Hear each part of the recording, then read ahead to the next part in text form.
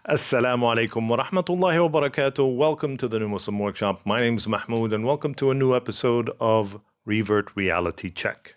In today's episode, I wanted to talk about one of probably the hardest things that a new revert will have to face and deal with, which is the issue of loneliness. Many people in our day and age will have become Muslim through maybe interactions with other Muslims, but in many cases, some people will have become Muslim because of things they've seen on social media and events, worldwide events, global events, etc. Most recently, the Israeli aggression against the Palestinians in Gaza and in the West Bank. So a lot of people will have seen faith and perseverance, people losing their families, and sort of still maintaining themselves, still sort of having faith and having patience and persevering. And that has piqued their interest. They had, going, what kind of strength is this? Where do they derive this strength? And in some cases, some social media personalities have decided, well, okay, I want whatever they have. Whatever that is, I want it. And they will start researching the Quran. And in many cases, Allah subhanahu wa ta'ala will place faith in their hearts and belief. And that will help them to revert to Islam. But in many cases, these people will have a pre-existing community. And so if their society decides to ostracize them, if their family decides to vilify them, it's still less problematic than maybe somebody in a rural community.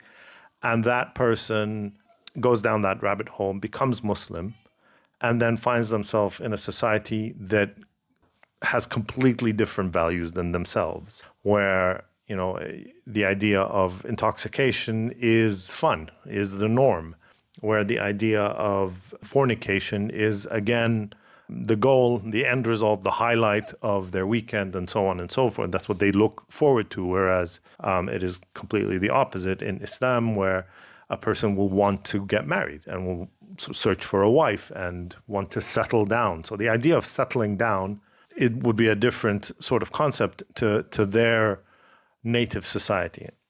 So what do? What do you do as a revert who has maybe told their parents or maybe kept the whole situation secret because of the possibility of harm? What do you do when you're alone and you're lonely? We are in the age of the internet, and although we do not have an app that tells us that there are Muslims within whatever 25 kilometers of us, and so on and so forth, what does exist are means for you to contact and find out where Islamic societies and Islamic communities exist.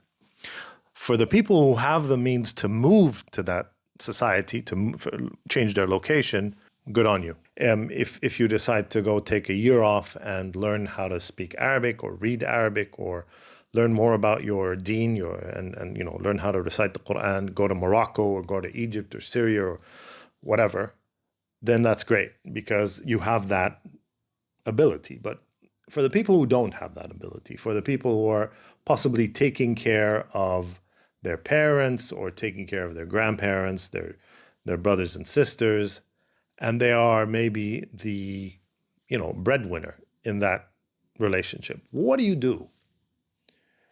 Now, I was attending this course once, I think it was maybe 6 months ago or maybe a bit more, where this brother was from a British organization that had come to give us some lectures here in Australia. And they were talking about how effective da'wah was, how effective calling people to Islam was, and who were the most effective da'is, the most effective callers to Islam. And out of the list of, people who are born Muslim, people who have high impact jobs where they have to deal with non-Muslims on a regular basis and so on and so forth, the people that were most effective in bringing other people into Islam turns out to be reverts. It wasn't the street dawah guys. It wasn't the born Muslim Islamic centers and so on. So no, it was you guys.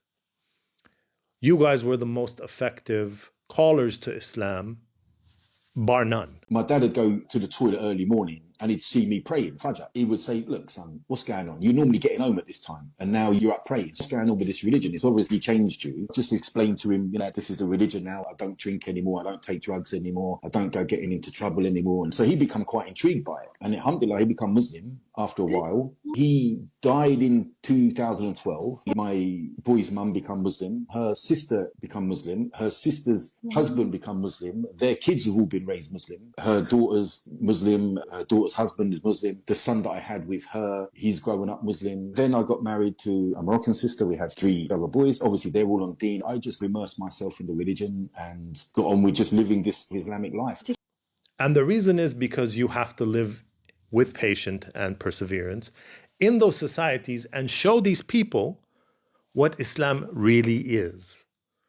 By showing them the manners of Islam, by showing them that you have become a better person, that you are the best kind of ambassador for your faith, people will engage in conversation with you to find out what it is that changed. You were a crazy person before. You were a party animal before. You were a drunkard. You were a liar, a thief, a con man.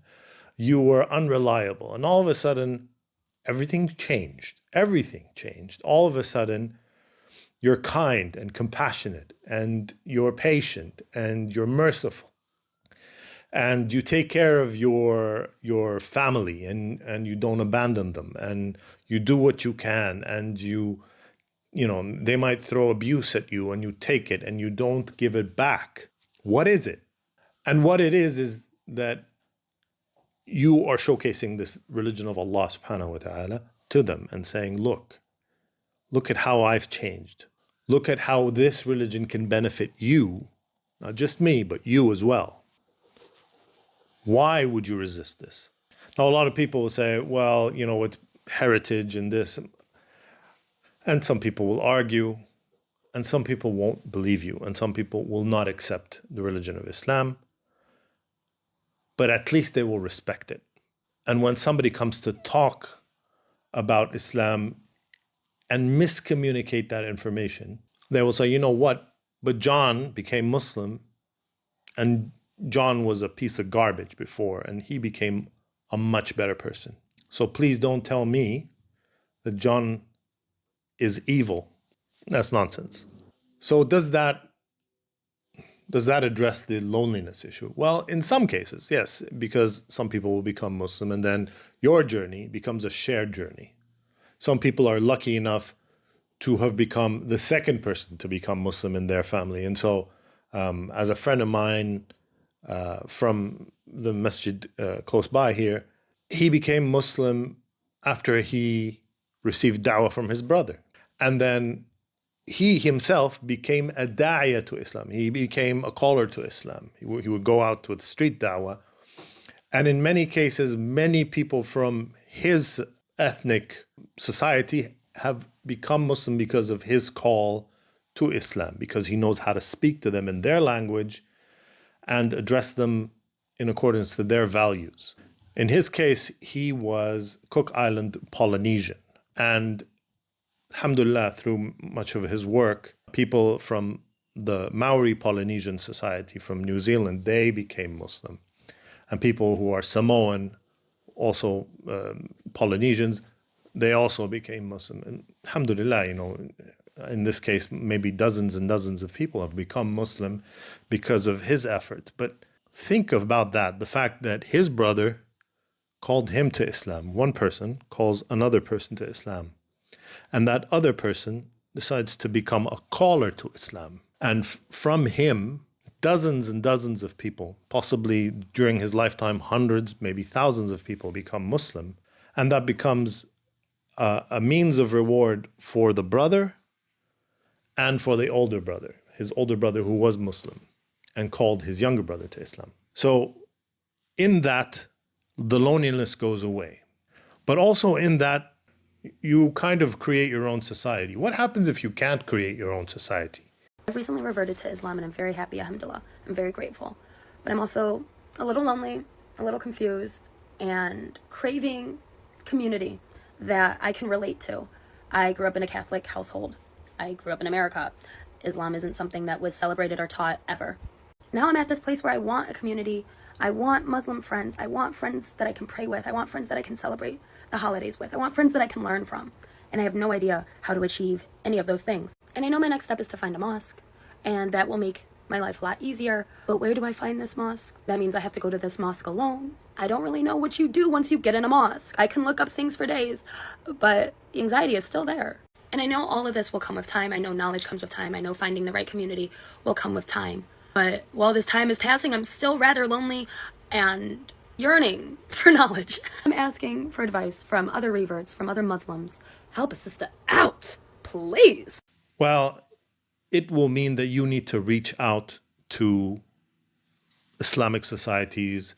You might need to be more engaged in communicating with other Muslims online, whether it's through Reddit and the list goes on, through Discord and so on and so forth, and engaging with other Muslims, which might not necessarily mean that the loneliness goes away, because this is my first Ramadan as a revert, and it is a lot harder than I expected it to be. I knew I was going to feel lonely, and I knew it was going to be hard, but those feelings are a little stronger than I expected and anticipated. I've been going to the mosque to feed that loneliness, but at the end of the day, they are still strangers. And I do have a rather small Muslim community where I live, so it's not often that there's a lot of people there, or a lot of opportunities to meet people. Since I am the only Muslim around me, I am the only one keeping myself accountable for fasting and for not swearing and not listening to music and just trying to be a better person. You are the only person to keep yourself accountable. But I'm sure it would be a lot more fun if I had a friend. But I have quit smoking over these past few days. It's been difficult. MashaAllah, I feel like I am doing it. I've been smoking cigarettes for over 10 years. I never in my life would have thought I would have any type of will to even attempt to stop. Right now, that's like the only thing I'm really holding on to. I'm trying to be more positive. you kind of have to be brave enough to get over possible introversion and possible shyness and possible awkwardness, which is, I find that kind of funny because, I mean, you've done the bravest thing there is, which is become Muslim in a society that vilifies Islam. You might have come out to parents who will curse you and do whatever it is, give you a really hard time. And then, and then you get to the masjid, and then your awkwardness or introvertedness, and that becomes the obstacle that you have to overcome to make connections. So I don't have the perfect answer. I don't have an answer that is all-encompassing. I don't have an app in the works that will guide you to other Muslims in and around your society.